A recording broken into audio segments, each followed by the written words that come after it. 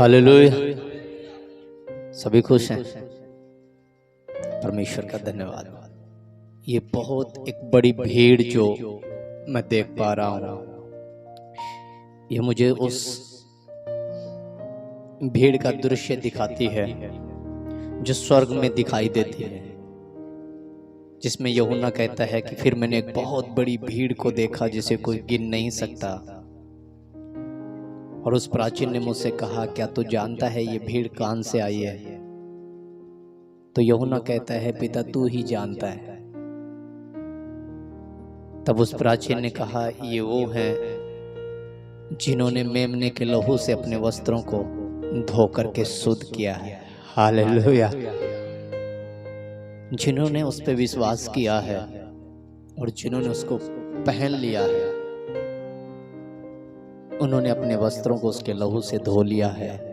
उसने हमें श्वेत वस्त्र दिया है, एक वो जीवन जो इस जगत में किसी के पास नहीं है, एक ऐसी आशा जो इस पृथ्वी के ऊपर और किसी के पास नहीं है। अब धन्य हैं, सच में आप बहुत ही धन्य हैं जिनको इस बात की आशा है कि इसके बाद भी एक जीवन है। हालेलुया। कई बार जब हम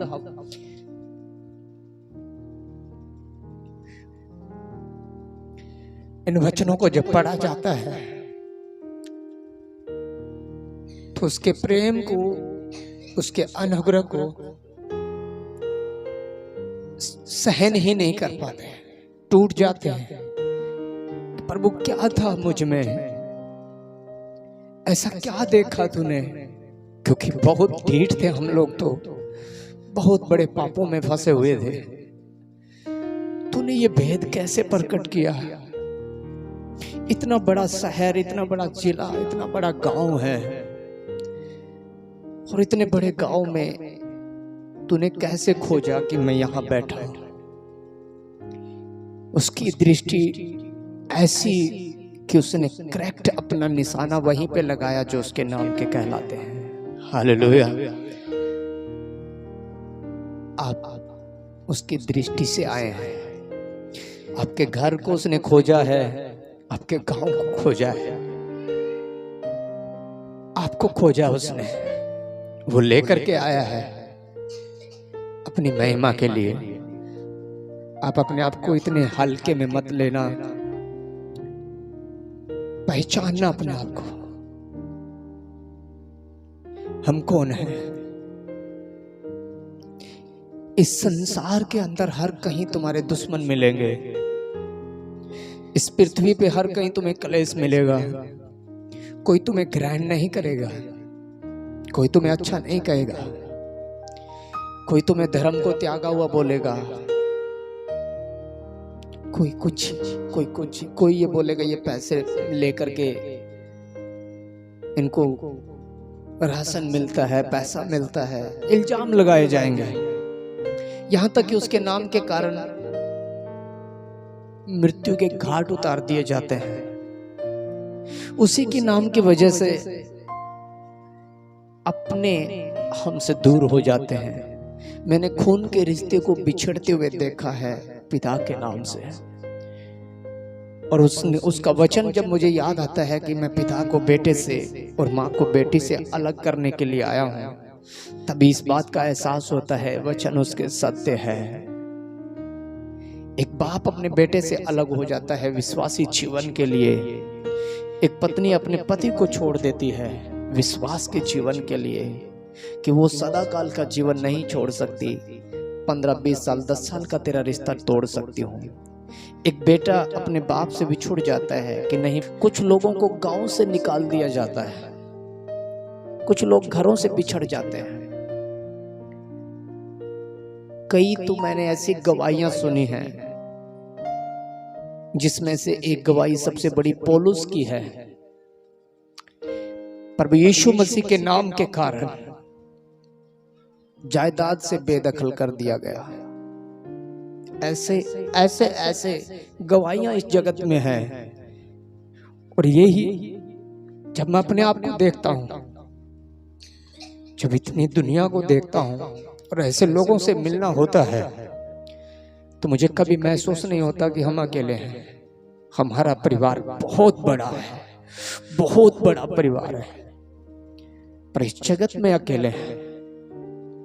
यहाँ जगत ने हमको त्याग दिया है और परमेश्वर ने हमें चुन लिया है। तो अपने बुलाए जाने को सोचना, आप अपनी मर्जी से नहीं आए हैं। याद रखो, आपका परमेश्वर इतना दयालु परमेश्वर है कि सप्ताह में एक दिन ही आपको बुलाता है, फिर भी आपसे इतना प्यार करता है, इतना प्रेम करता है। मैंने लोगों की भक्ति को देखा है मेरी आंखों से। सुबह 4 बजे निकलते हैं घर से, 3 घंटे के बाद निकलेंगे बाहर, दोपहर को फिर जाते हैं कुछ खाना पीना सामान लेकर के, शाम को फिर जाते हैं, और पूरे जीवन जब तक वो जिएंगे ऐसा लगा रहता है, आशा फिर भी नहीं है उनके पास। और एक हमारा परमेश्वर है जो कहता है तू काम कर, तू जहां से पुकारेगा देख मैं तेरे संग तो हूं, सदैव तो तेरे साथ हूं। एक दिन जो मैंने तुझे ठहराया है तब तू मेरे पास आना, अपने बाल बच्चों को, अपने उत्तम से उत्तम उस वस्तु को जो मैंने तुझे मुहैया करवाई है उसका हिस्सा मेरे पास लेकर के आना। देख फिर मैं तुझे और कैसे कैसे आशीषों के साथ लिए चलता हूं। उसने हमसे और कुछ भी नहीं मांगा है। उसने कहा जो तुम्हारे भीतर है वो मुझे दे दो, अपने आप को खाली कर दो, फिर जो मेरे पास है वो तुम्हारे भीतर डाल दूंगा।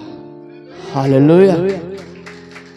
उसने हमारा जीवन मांगा है, हमारा मन, हमारी आत्मा उसने मांगी है, और कहा कि मेरी संगति करो। बाइबल ऐसा कहती है बुद्धिमान की संगति कर तो भी तुम बुद्धिमान हो जाएगा, नहीं दुष्टों का साथी नष्ट हो जाता है। हम जैसी संगति करते हैं हमारा स्वभाव वैसा बन जाता है। हम चाहे पढ़े लिखे हैं, चाहे अनपढ़ हैं, चाहे कुलीन हैं, चाहे धनवान हैं, चाहे निर्धन हैं, पर जिसके साथ हमारा उठना बैठना हो जाता है हमारा नेचर वैसा बन जाता है।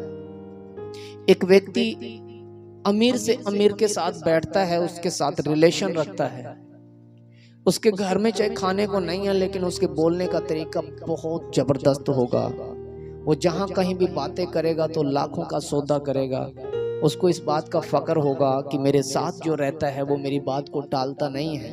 अगर ये सौदा मैंने 10 लाख का कर भी लिया और बोल दूंगा कि भाई मैंने ये सौदा कर लिया है तो मुझे भेज देगा, जबकि उसके पास घर पे कुछ नहीं है लेकिन उसकी संगति ऐसी है कि उसमें अनुभव आता है।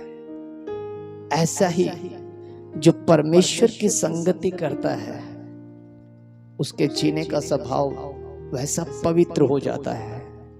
उसकी आंखें, उसका मन, उसका हृदय इतना शुद्ध हो जाता है, बुरे से बुरे दौर में अपने आप को संभाल पाता है। हमें लगता है कि मसीह में जीना, वचन को पढ़ना, प्रार्थना करना मसीह है, जबकि इस वचन को पढ़ने के लिए, प्रार्थना के लिए प्रभु यीशु मसीह ने क्लियर साफ शब्दों में बोला है, तुम पवित्र शास्त्र में मुझे ढूंढते हो, जबकि जीवन पाने के लिए मेरे करीब नहीं आना चाहते। तो हम अगर सोचते हैं कि बाइबल को हम तो पढ़ते हैं या प्रार्थना करते हैं, भवन में जाते हैं, तो ये सब बेकार की बातें हैं। इनसे हमें कोई भी फायदा नहीं होने वाला है, क्योंकि वचन कहता है यदि मैं स्वर्गदूतों की बोली बोलूं, भविष्यवाणियां करूं, यहां तक कि आग बरसा दूं और प्रेम ना रखूं तो एक झनझनाती हुई झांझ और कुछ भी नहीं। हमारे अंदर अगर स्वभाव नहीं है, हमारा स्वभाव अगर परमेश्वर के जैसा नहीं है, तो इसका मतलब एक ही हो सकता है, और वो हो सकता है हमारी संगति परमेश्वर के साथ नहीं है। और यदि संगति में हम परमेश्वर के हैं तो फिर हमारा रिलेशन उससे अच्छा नहीं है, क्योंकि अगर रिलेशन अच्छा होता और उसकी संगति होती तो हमारा स्वभाव ऐसा होता जैसे एक अमीर के साथ गरीब रहता है। हमारे हाथों की सामर्थ्य ऐसी होती हमारे बोलने का, हमारे चेहरे का नूर ऐसा झलकता, एक प्रकाशमान जीवन होता, हम निराशा में आशावादी होते। एक जगह पौलुस कहता है कि हे भाइयों, मैं तुमको क्या बताऊं कि ऐसे दुखों का पहाड़ हम पे टूट पड़ा था, यहाँ तक कि हमने आस ही छोड़ दी। ऐसा लगता था कि मृत्यु की आज्ञा हम पे हो गई है। पर ये ऐसा इसलिए हुआ कि हम अपने आप की आशा छोड़ दें और जीवते परमेश्वर की आस लगाएं, और उसने हमें बचा लिया। हालेलुया।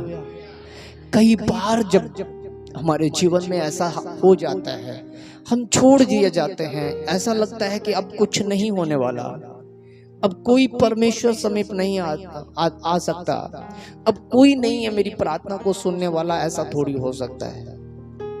तो ये पौलुस के वचनों को याद करना कि शायद ये ऐसा इसलिए है ताकि हम अपनी बुद्धि समझ का सहारा न लें और असहाय हो जाएं, अपना घमंड, अपना पैसा, अपना धन दौलत, सकल सूरत शरीर से असहाय हो जाए और उसको ही बोले अब तू है। तो पौलुस कहता है उसने बचा भी लिया, वो मार्ग निकालता है, वो सच्चा ईश्वर है। हालेलुया।